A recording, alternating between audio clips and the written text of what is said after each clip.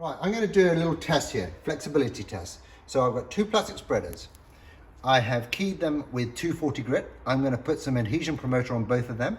I'm then going to test this UV putty that was sent to me versus the flexibility of the UV putty from Colad. And this is the fine that I'm going to use here. No, actually, do you know what? I'm not going to use that one.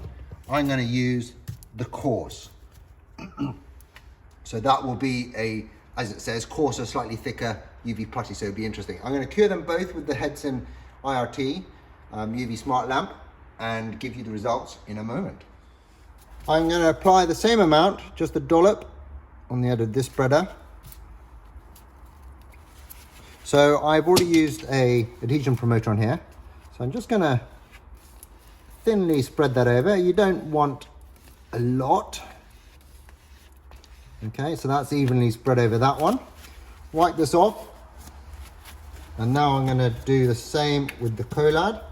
You can see it's a slightly thicker consistency. Now, if anything, this should make it a lot more brittle.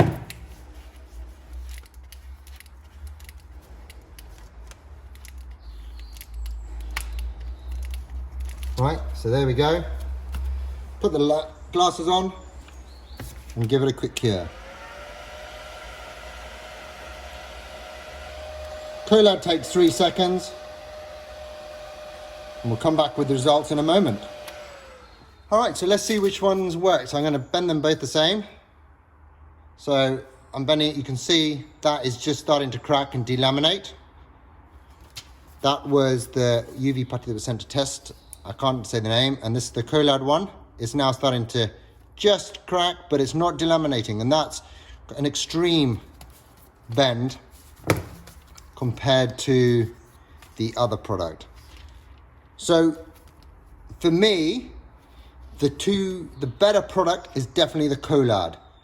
I mean, that is an extreme bend I'm putting on there. You're not going to get that on a normal bumper.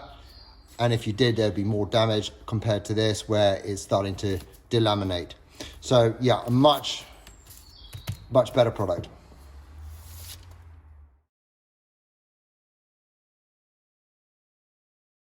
Another test I'm going to do is a scrape test. So I'm just going to use a screwdriver and just see how it works. So this putty is definitely a lot harder to scratch than the Colad, which is a little bit easier to scratch than the test putty.